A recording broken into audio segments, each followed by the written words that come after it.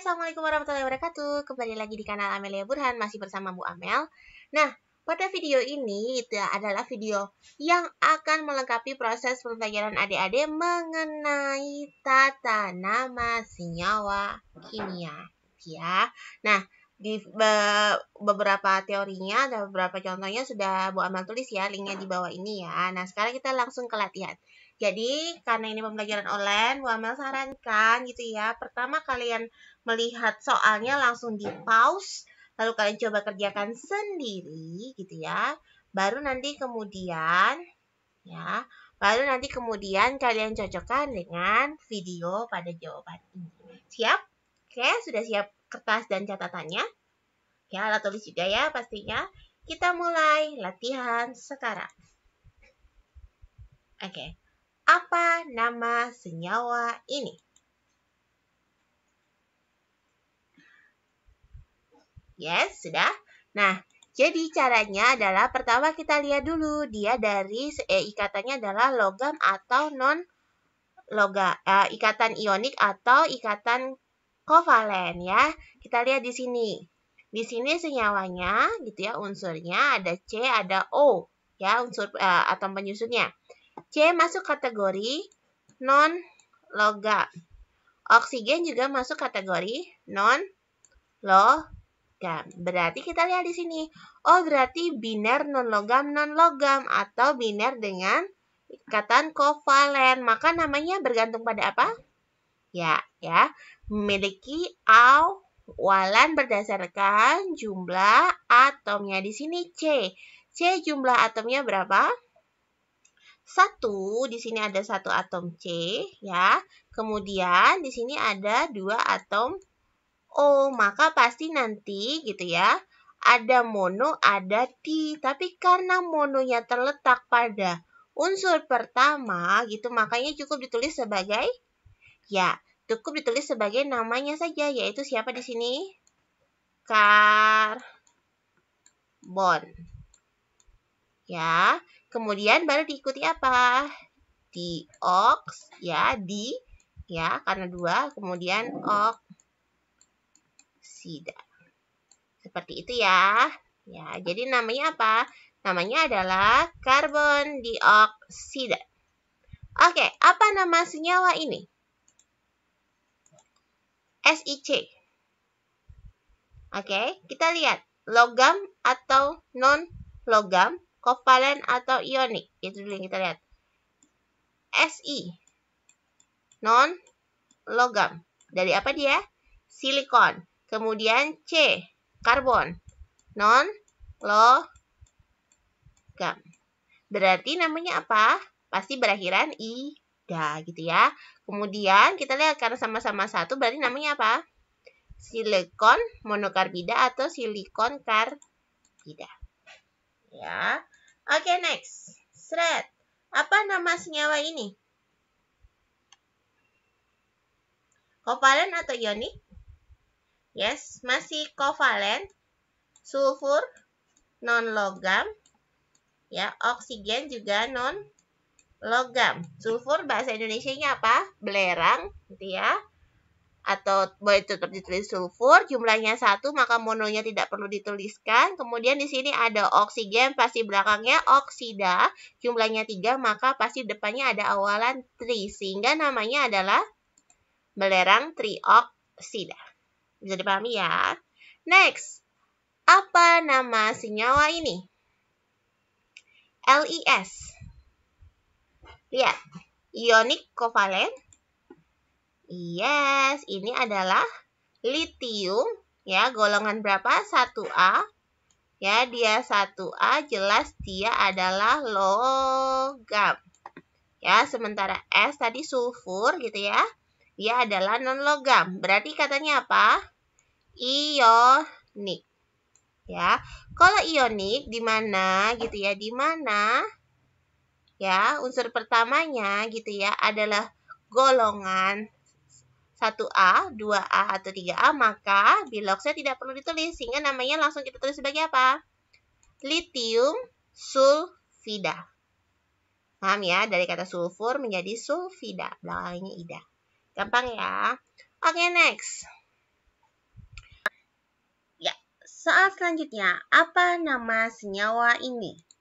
Oke, di sini Bambel punya 3 senyawa, ada MnO, Mn2O3, MnO2.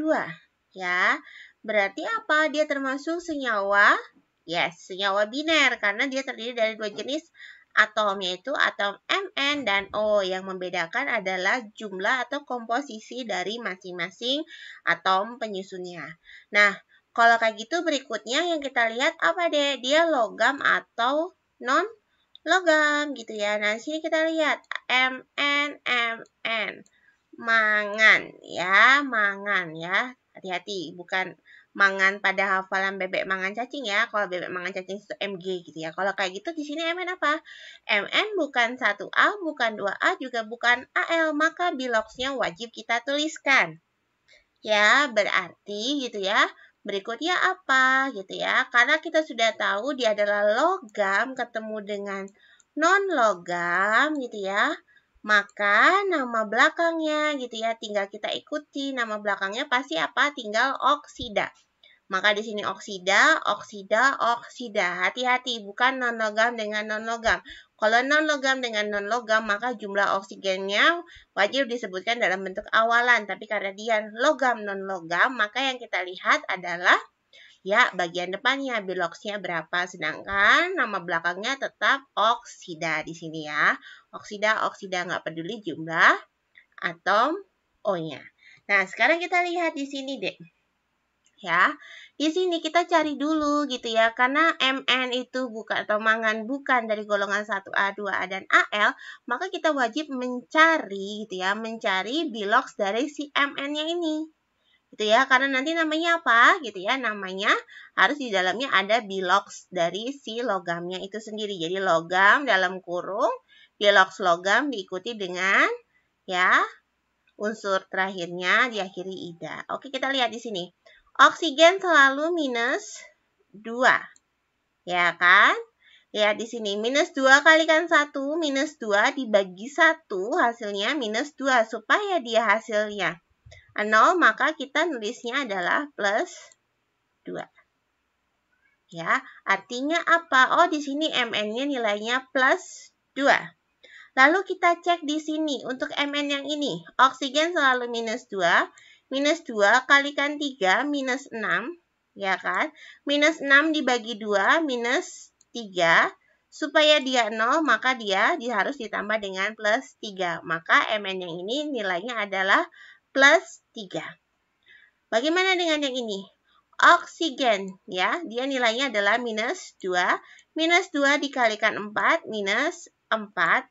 Minus 4 dibagi dengan 1, minus 4. Ya, kemudian supaya dengan 0, hasilnya 0, maka dia plus 4. Ya, maka yang ini namanya apa? Namanya adalah mangan. Ya, mangan, kemudian 2. Ya, 2 Romawi untuk biloxnya diikuti dengan oksida. Ya, seperti itu. Ya, sehingga kita bisa langsung tahu kalau yang ini berarti apa? Mangan dalam kurung 3 Romawi, oksida. Yang ini mangan 4 Romawi, kemudian oksida. Yuk kita lihat. Betul? Ya, oke. Bisa ya adik-adik ya. Nah, kalau kita mau menuliskan ini juga bisa sebagai, kalau yang biloxnya kecil sebagai manganooksida, yang ini sebagai mangani oksida. Sedangkan mangan 4 tetap kita tulis mangan 4 oksida. Bisa dipahami ya, Dek? Oke, soal selanjutnya. Apa nama senyawa ini? Haha, yes, ini masuk ke tata nama senyawa asam basa. Diawali dengan H, berarti katanya diikuti dengan apa? Asam, kemudian ini berakhiran dengan ida. Ini jenis asam sederhana, sehingga namanya adalah asam sulfida. Oke, apa nama senyawa ini? Ada H2SO4. Oke, apa namanya? Yes, di sini ada senyawa asam okso gitu ya. Di sini SO4 kita kenal sebagai apa? Ya, sulfat. Sehingga namanya jadi nama asamnya, kemudian diikuti dengan sulfat, sehingga namanya menjadi asam sulfat. Bagaimana dengan ini? Fe2SO3 3 kali. Ya, kita lihat SO3 berarti dia apa? Kalau SO3 kehilangan 1 di sini, ya, berarti dia jadi yang semula sulfat menjadi sulfit. Tulisannya jadi jelek banget. Bentar. Ya, menjadi sulfit. Ya, sulfit. Oke, nah, kita lihat lagi berikutnya. Ya, karena di depannya adalah logam, maka kita lihat dulu perlu nggak dia dengan menuliskan biloxnya. Ya, kita lihat di sini. Ya, Fe gitu ya. Fe di sini adalah bukan dari 1A, bukan 2A, bukan 3A. Atau artinya biloxnya lebih dari 1. Maka kita harus cari dulu bilox Fe-nya. Caranya gampang adik-adik. Boleh tinggal pindah kayak gini aja ya. Berarti ini pindah ke depan jadi berapa? 3 plus. Ya kan? Atau plus 3. Gitu ya. Sementara ini pindah ke belakang jadi 2 minus. Atau minus 2. Gitu ya, sehingga apa? Sehingga kita bisa dapat bahwa ternyata Fe nilainya biloxnya adalah positif 3 gitu ya. Sehingga kita tulisnya apa? Menjadi besi 3 sulfit. Ya, bisa ya. Oke, next. Apa nama senyawa ini? Ya, betul. Ini adalah jenis senyawa basa. Pasti belakangnya adalah berakhiran dengan hidroksida. Tinggal kita lihat, barium dia masuk golongan 2A. Artinya bilox Ba-nya, walaupun kita tahu di sini bilox Ba-nya adalah 2+. Ya, ke sini ya. Bilox 2-nya adalah 2+. Maka tetap saja kita menulisnya cukup dengan barium hidroksida. Oke, bagaimana dengan Cr? Cr atau krom dia memiliki lebih dari 1 bilox, maka kita wajib menghitung biloxnya. Oke, oksigen hidroksida, nilainya minus 1. Ya, makanya di sini ya hanya 1. Pindah ke sini sehingga dia jadi berapa? Ya, tukaran aja. Ya, 2 plus. Maka yang ini kromnya nilainya adalah 2 plus. Yang ini pindah ke sini menjadi apa? 3 plus atau Cr3 gitu ya. Sehingga kita nulisnya apa? Ya, krom 2 hidroksida karena dia 2 gitu ya. Dan krom 3 hidroksida karena dia 3 plus. Bisa dipahami, Dek? Nah, kalau kita tidak menuliskan biloxnya, maka kita pakai istilah apa? Ya, tinggal ditambahi O atau I. Kalau rendah kita tambahin O, kalau tinggi kita tambahin I. Sehingga menjadi apa? Kromohidroksida untuk Cr2-nya dan kromihidroksida untuk Cr3-nya. Oke, rangkaian untuk tata nama Bu Amel anggap selesai. Ya, jadi silahkan nanti perbanyak latihan dan bikin kebalikannya. Ya, jadi kalau tadi kita dari rumus molekul kita tuliskan namanya, sekalian kalian bikin juga gitu ya dari namanya gitu ya. Kemudian kalian tuliskan rumus molekulnya. Nanti kita latihan di grup WhatsApp. Oke, untuk pembahasan selanjutnya, Bu Amel akan membahas mengenai MSDS. Nah, apa itu MSDS itu ya? Akan dibahas di video selanjutnya. Oke, sampai jumpa. Assalamualaikum warahmatullahi wabarakatuh.